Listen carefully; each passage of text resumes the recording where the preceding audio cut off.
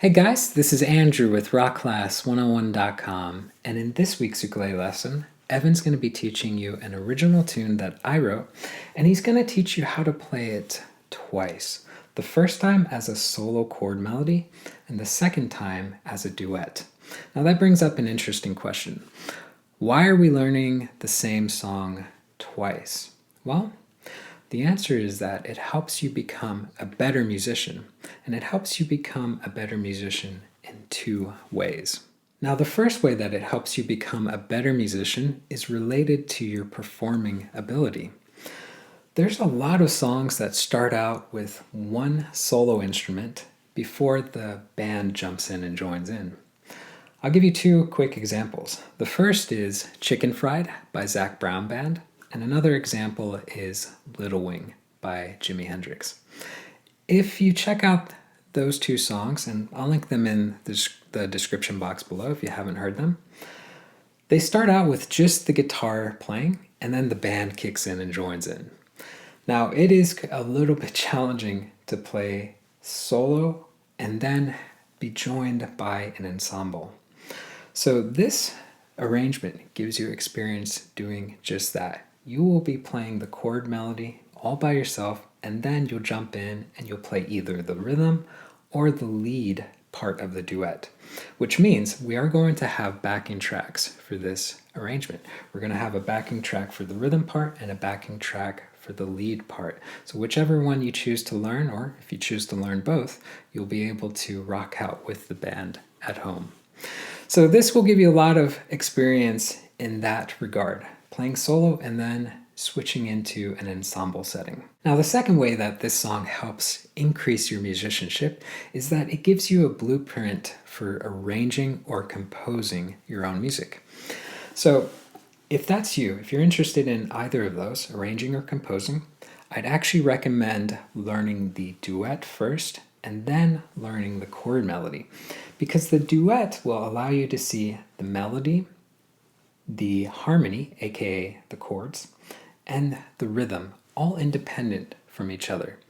If you learn the duet, you'll be able to see those three basic elements of music: melody, harmony, rhythm, and you'll be able to see how I combined all three to create the chord melody. So it's a great study for kind of deconstructing a song. So let's take a step back now, and let's talk a little bit about this lesson. So in this video, Evan's going to be teaching you the chord melody. So this video will be our part 1 lesson, and in the part 2 lesson, Evan's going to be teaching you the duet. So if you want to watch the part 2 lesson, you can do so by clicking this link or going to the site rockclass101.com and doing a search for EP018. That is the lesson number for this lesson. Don't forget too that we will have tabs for the chord melody and the duet that you can print off to follow along with, plus the really cool interactive on-screen tab viewer. Now this is a great feature where you can hit play. You can watch the tabs scroll across in real time. You can highlight bars to loop sections, slow it down to any speed you wish. Just a great asset in learning this song that much easier. And of course, don't forget, we will have backing tracks. So if you are learning the duet part, we will have a backing track for the rhythm and a backing track for the lead. So I will go ahead and upload a 100% speed MP3, 75% speed, and a 50% speed MP3 as well. So guys, without further ado, I'm going to go ahead and hand it off to Evan to teach you how to play this tune. For the chord melody, you will need a low G ukulele, but for the duet, you can use either low G or high G. Hey everyone, I'm Evan, and I'll be teaching today's part 1 lesson on Concept Lesson Episode 18, which will cover the chord melody. Now, before we get started, I'd just like to mention that the entire song has a time signature of 3/4, which means 3 crotchet beats in every bar, meaning 1, 2, 3, next bar, 1, 2, 3, next bar, and so on. Now let's get started on measures 1 and 2. This is how they should sound like.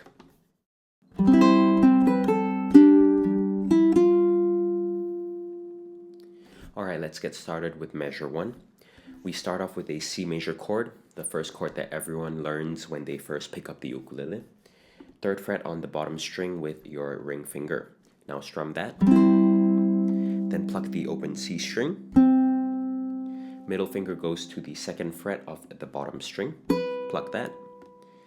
Then lift that finger up to pluck the open A string. Moving on to measure 2. Index finger on the 2nd fret of the C string. Middle finger on the 3rd fret of the E string for this G chord here. Pluck those 2 strings. Then pluck the open G string. Lift your fingers, pluck the open E. Then index finger comes down on the 1st fret of the E string.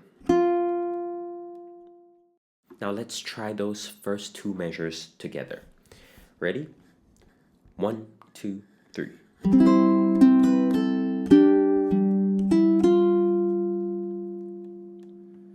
Alright, now let's move on to measures 3 and 4. This is how they should sound like.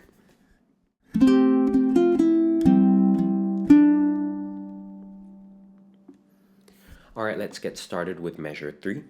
Start with the F add 9 chord, middle finger on the 2nd fret of the low G string, and your ring finger on the 3rd fret of the E string. Now pluck the top 3 strings like so. Then pluck the open C string. Lift your ring finger and place your index on the 1st fret of the E string. Go ahead and pluck that. Then lift your index finger and pluck the open E string. And moving on to measure 4, pluck the top 2 open strings, like this. Then pluck the open G string and middle finger on the 2nd fret of the C string, and pluck the top 2 strings once more. Now let's try measures 3 and 4 together. Ready? 1, 2, 3.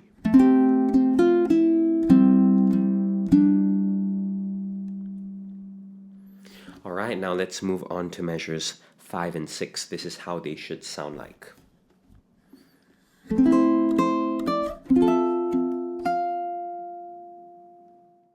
Let's start with measure 5. Start with an A minor chord, index finger on the 2nd fret of the low G string, and either your middle or your ring finger on the 3rd fret of the A string. Go ahead and strum that. Then pluck the single note at the 3rd fret on the bottom string. Then with your pinky, reach out and grab the 5th fret on the bottom A string.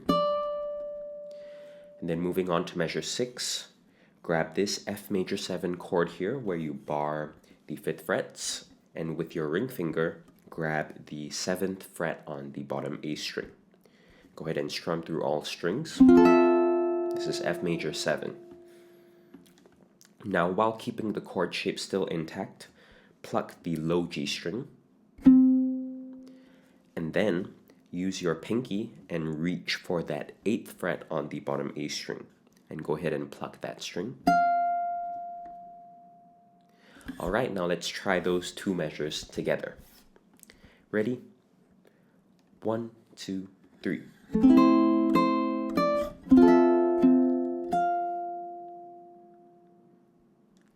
Alright, now let's move on to measures 7 and 8. This is how they should sound like.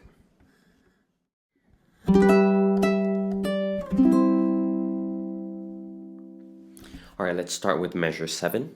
We start with a G6 chord. You can either bar or place your fingers, your pinky, ring, and middle on the 7th frets of the bottom 3 strings.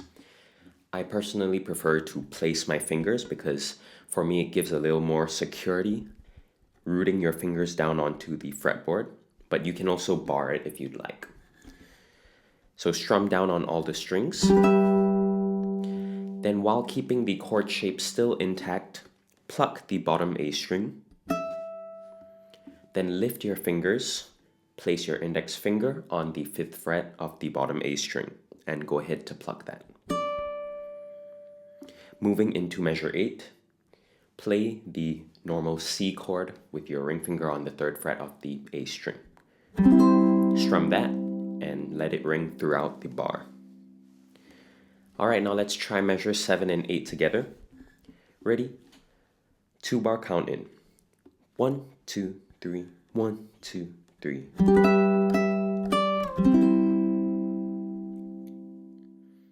Alright, now that we've completed learning melody A, let's do a play along of the entire section together.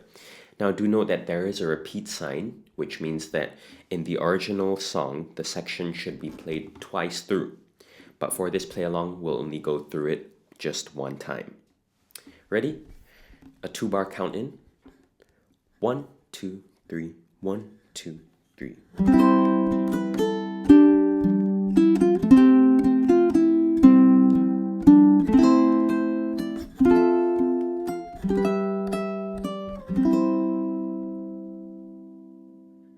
Good job. Alright, now let's get started on melody B. This is how measures 9 and 10 should sound like.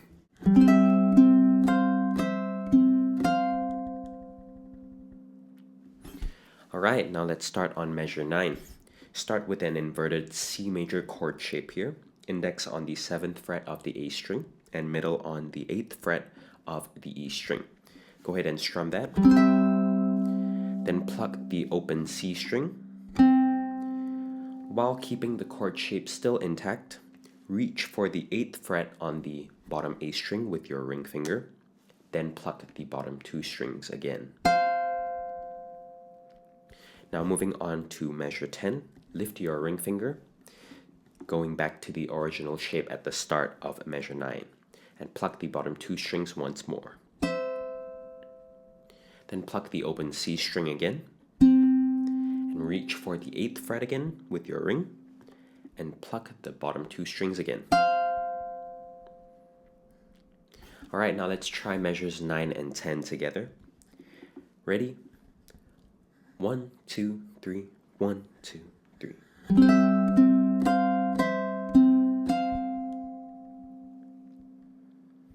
Alright, now let's move on to measures 11 and 12. This is how they should sound like.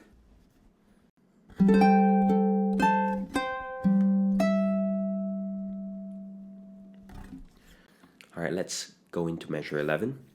We start with the inverted F9 chord. Middle finger on the 9th fret of the C string, index finger on the 8th fret of the E string, and your ring finger on the 10th fret of the A string. Strum through all the strings. Should have this sound. Then, while still keeping the chord shape intact, pluck the C string at the 9th fret here. Then with your pinky, reach for the 12th fret on the bottom A string and pluck the bottom 2 strings, while still keeping your index finger deeply rooted into the 8th fret on the E string here. And moving on to measure 12, go back to frets 8 and 10 on the bottom 2 strings, but this time with your middle and your pinky. Now pluck those 2 strings. Then pluck the open G string, index finger on the 7th fret of the bottom string, and pluck that. Alright, now let's try measures 11 to 12 together, but slowly. 1, 2, 3, 1, 2, 3.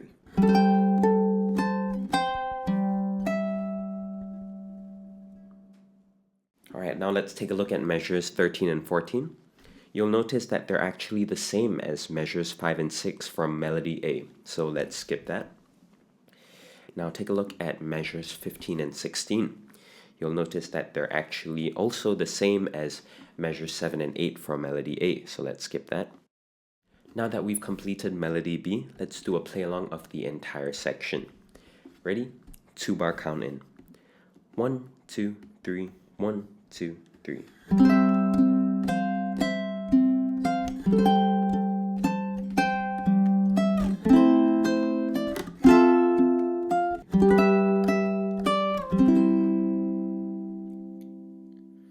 Alright, now let's get started on the last melody A section. Now if you notice, this section actually starts off with a slight variation. The melody is similar to the beginning section, but this time we're putting it all the way up an octave. Now let's take a look at measures 17 to 18. This is how they should sound like.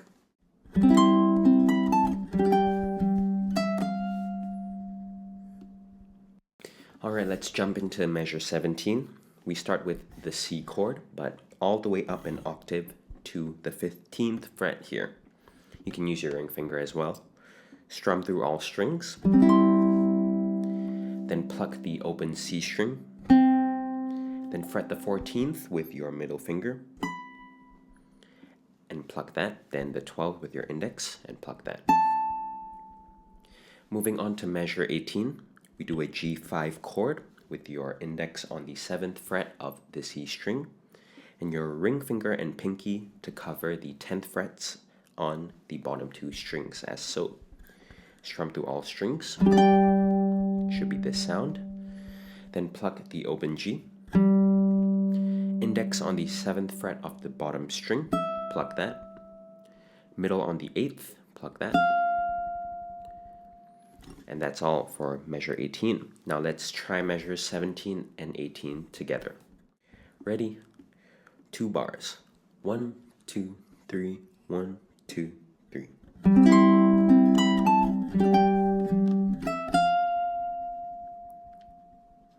Alright, now let's take a look at measures 19 to 20. This is how they should sound.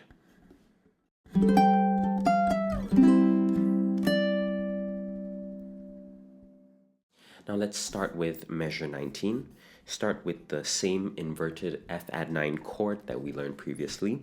Middle on the 9 of the C string, index on the 8th of the E string, and ring on the 10th of the bottom string. Strum through all those strings. Then, while still keeping the chord shape intact, pluck the C string on the 9. Then lift your ring finger and use your index finger, reach for the 8th fret on the bottom string, pluck that. Now with your pinky, reach for the 12th fret on the E string and pluck that. Moving on to measure 20, grab the simple C chord back down here with your index finger, strum that. Then pluck the open G string and grab the 5th fret on the bottom string with your middle and pluck that. Now let's try measures 19 to 20 together. Ready? 2 bars. 1, 2, 3, 1, 2, 3.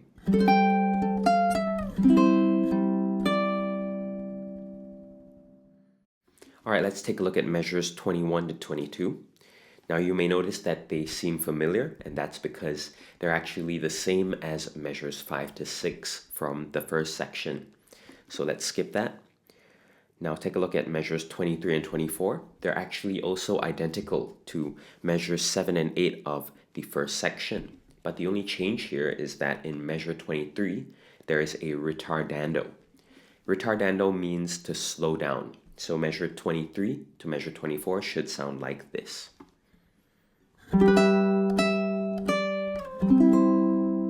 There's a little bit of a slowdown going into measure 24. With that being said, now let's do a play along of measure 17 to 24, the last section. Ready? 2 bar count in. 1, 2, 3, 1, 2, 3.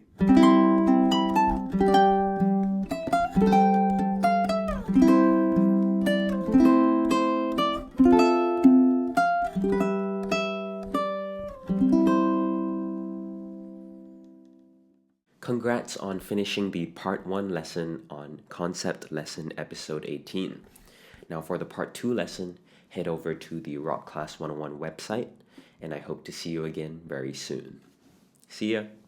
Alright guys, so a big congrats on getting the chord melody version of this tune down. Now in the part 2 lesson, Evan's going to be teaching the duet. So if you want to jump into that lesson, you can do so by clicking this link or going to the site rockclass101.com and doing a search for EP018. That is the lesson number for this lesson. Don't forget too, on that page we'll have the tabs that you can print off to keep for your records. So we'll have the chord melody and the duet tabbed out that you can keep and print. Plus, the really cool interactive on-screen tab viewer. So you can hit play, watch that tab scroll across in real time, highlight bars, loop sections, slow it down, all that fun jazz. And last but not least, we will have backing tracks for the duet version. So we'll have a backing track for the rhythm part and a backing track for the lead, and we'll have multiple speeds. So we'll have 100%, 75, and if you can feel the beat, I'll upload 50% speed MP3 as well. So guys, I hope you enjoyed learning the first half of this tune, and we'll catch you in the part 2 lesson. Take care.